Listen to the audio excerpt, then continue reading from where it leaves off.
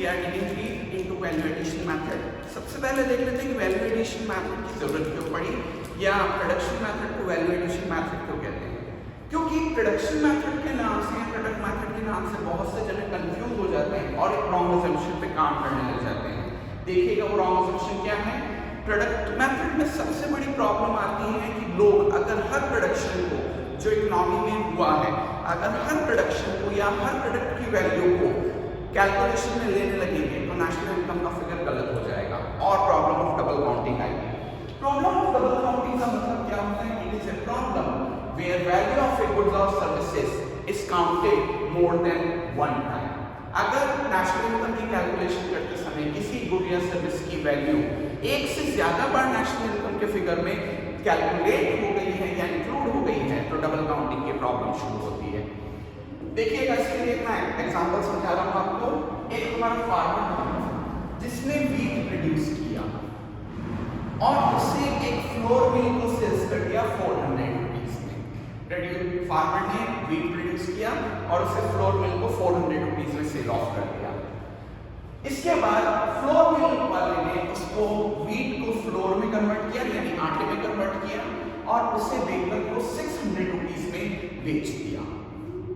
Later on baker ने उसी floor से ब्रेड बनाई और उसे एक शॉपकीपर को 800 रुपीस में बेच दिया और फाइनली शॉपकीपर ने कंज्यूमर को वो ब्रेड 900 रुपीस में सेल ऑफ कर दिया। अब आप कहेंगे बड़ी सिंपल कैलकुलेशन है, टोटल आउटपुट हमारे या टोटल प्रोडक्शन जो इस पूरी सिस्टम में हुआ है वो है 400 प्लस 600 प्लस 800 प्लस 900 यानी ओवरऑल प्रोडक्शन हुआ 4610 1080 2700 का।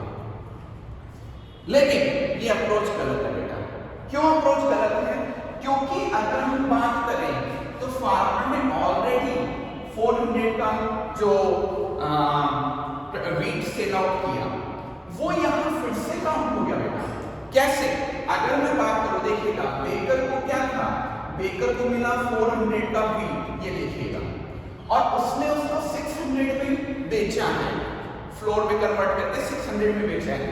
तो ये बात दिमाग लगाइए बेटा कि इसमें से इसका कंट्रीब्यूशन तो केवल 200 का ही हुआ ना, 400 का कंट्रीब्यूशन तो ऑलरेडी फार्मर ने इसको दिया था, यानी 400 का मटेरियल तो ऑलरेडी हमारे फार्मर ने दे दिया था।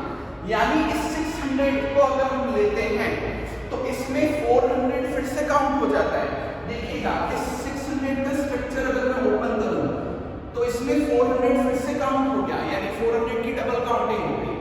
आगे चलते हैं, आगे किसी बेकर ने उससे फ्लोर बनाया, आटा बनाया और उससे ब्रेड, फ्लोर से ब्रेड बनाई और उस ब्रेड को शॉपकीपर को सेल किया 800 में।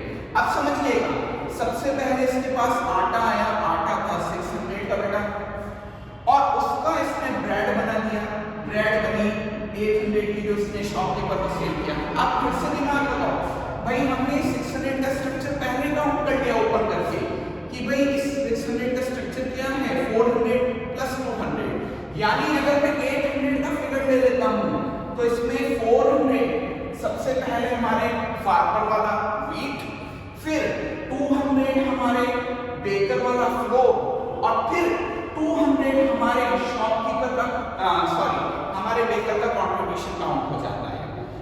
फिर हमारे शॉपकीपर ने इसी ब्रेड को कंज्यूमर को 900 में सेल किया। अब देखिए अगर इस 900 का फिगर में ले लेता हूं तो इस 900 के अंदर सबसे पहले ये 400 का वीट, फिर 200 का बेकर का कंट्रीब्यूशन, फिर हमारे इस ब्रेड में जो हमारे बेकर का कंट्रीब्यूशन है एंड 100 रुपीस ही आ जाते हैं। फिर से बोल देता हूं 900 के अंदर सबसे पहले फार्मर के वीट का कंट्रीब्यूशन 400, फ्लोर मिल वाले फ्लोर का कंट्रीब्यूशन 200, फिर बेकर का कंट्रीब्यूशन 200 ब्रेड वाला और 100 रुपए शॉपकीपर के प्रॉफिट के शामिल हो जाते हैं। यानी अब अगर आप देखें तो आप देख सकते हैं कि हमारे फार्मर का कंट्रीब्यूशन काउंट कितनी बार हो गया 1 2 3 एंड 4। फार्मर का कंट्रीब्यूशन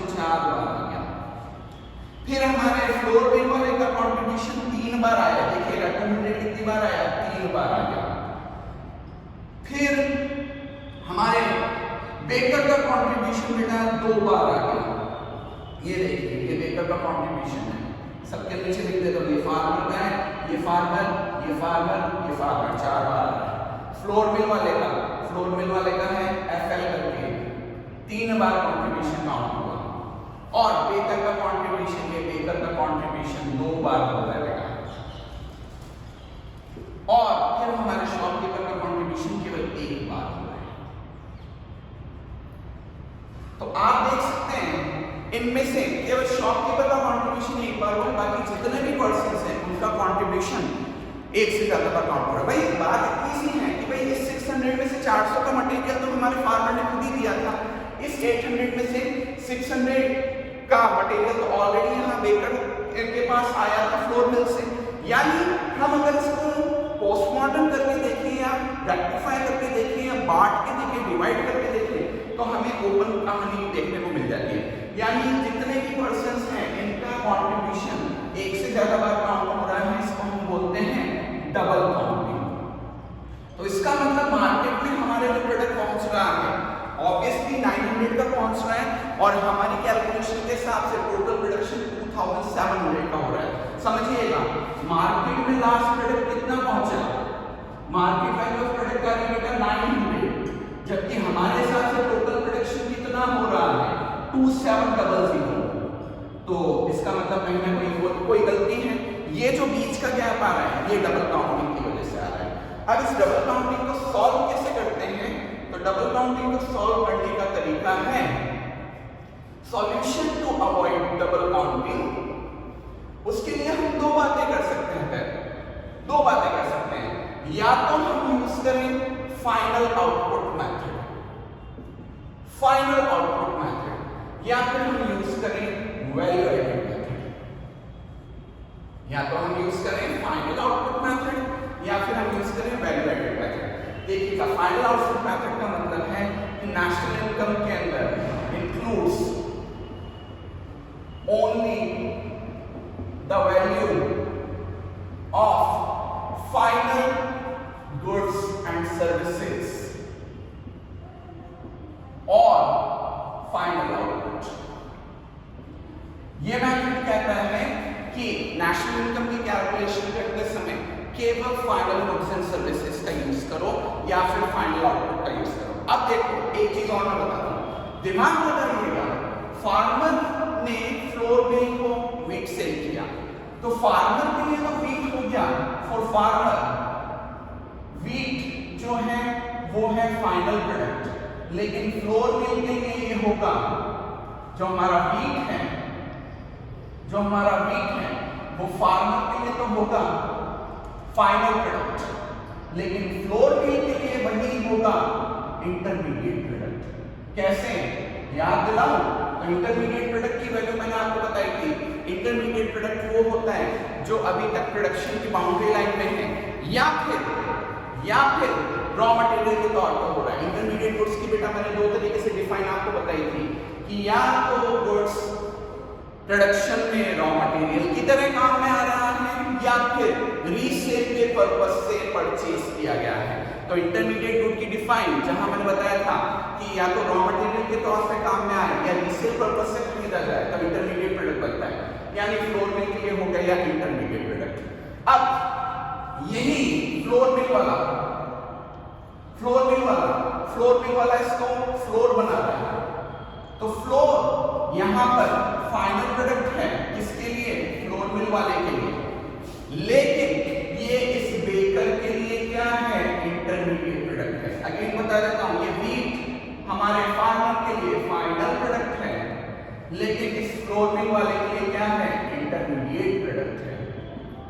तो अगेन यहां पर हमने क्या किया, एक और इंटरमीडिएट प्रोडक्ट उठाया। फिर देखिए बेकर ने उससे ब्रेड बनाई, ये ब्रेड इसके लिए फाइनल प्रोडक्ट है, लेकिन शॉपकीपर के लिए एक इंटरमीडिएट प्रोडक्ट है। फिर शॉपकीपर ने इसको रीसेल के पर्पस से खरीदा था, शॉपकीपर के लिए अब ये इंटरमीडिएट प्रोडक्ट बन गई, लेकिन कस्टमर के लिए फाइनल प्रोडक्ट बन गई। यानी डबल काउंटिंग के दौरान हमने इंटरमीडिएट प्रोडक्ट्स को बीच में उठा के कंक्लूजन में डाल दिया। इसमें फाइनल प्रोडक्ट केवल एक ही आ रहा है बेटा, दैट इज 900 रुपीज। तो हमें क्या करना है, डबल काउंटिंग को अवॉइड करने के लिए हमें या तो केवल फाइनल प्रोडक्ट को उठाना है।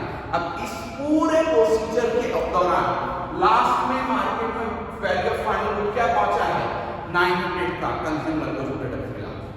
तो या तो हम केवल 900 को उठाएं तो कैलकुलेशन ठीक हो जाएगी। अब आप मानिए कि मेरे को यहाँ से इस तरीके से बार बार जंबल करने में प्रॉब्लम आती है, तो नो इशू, आपके लिए और दूसरा मेथड दे देते हैं जिसको हम बोलते हैं वैल्यू एडेड। ये कहता है कि NI is sum total of value addition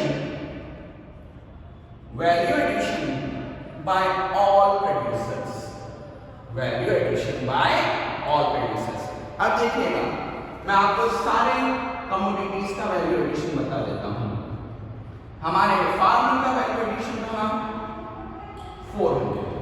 हाँ, यहां मैं एक असम्पशन मान लेता हूं कि no cost of raw material, कि जो उसका कॉस्ट ऑफ रॉ मटेरियल था वो लगभग नील था, या कॉस्ट ऑफ रॉ मटेरियल इतना कम है कि वो इतना कोई इम्पैक्ट नहीं करने वाला है। तो फार्मर का वैल्यू एडिशन है 400।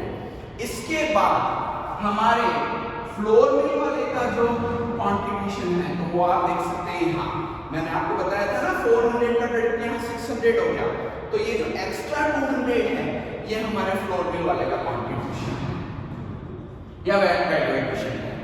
इसके बाद यहाँ से प्रोडक्ट गया हमारे बेकर को, जिसने इस प्रोडक्ट को 800 में सेल ऑफ किया था शॉपकीपर को, तो 400 प्लस 200 बचा हुआ बेकर का कंट्रीब्यूशन 200। एंड लास्टली शॉपकीपर ने इसे कंज्यूमर को या कस्टमर को बेचा, तो शॉपकीपर ने अपनी तरफ से कितने का प्रॉफिट ऐड अप किया, 100 रुपीस का। फिर से बोल देता हूं, फार्मर का 400, 200 हमारे फ्लोर मिल वाले का, फिर 200 हमारे शॉपकीपर बेकर का, एंड लास्ट में 100 रुपीस हमारे शॉपकीपर का। ओवरऑल सम करके देखिए 900, जो एग्जैक्टली प्रोडक्ट मार्केट में पहुंचा है। तो we have discussed here the problem of double counting, जो प्रोडक्शन मैथड में बहुत बड़ी गलती के तौर पे काम में आती है। उसी को सॉर्ट आउट करने के लिए दो चीजें, प्रोडक्शन मैथड कहता है कि या तो आप फाइनल आउटपुट उठाओ जो एग्जैक्टली मार्केट में पहुंचा है उसको उठाओ, अगर आप वहां से नहीं कर सकते हैं तो आप वैल्यू एडिशन मैथड की तरफ चले जाओ। वैल्यू एडिशन में कहता है कि हर प्रोड्यूसर का या हर प्रोड्यूसिंग एंटरप्राइजेस का प्रोडक्शन में जो कंट्रीब्यूशन है उसको आप ऐड करें और आपको करेक्ट वैल्यू जो मार्केट में पहुंची है वो पता चल जाएगी।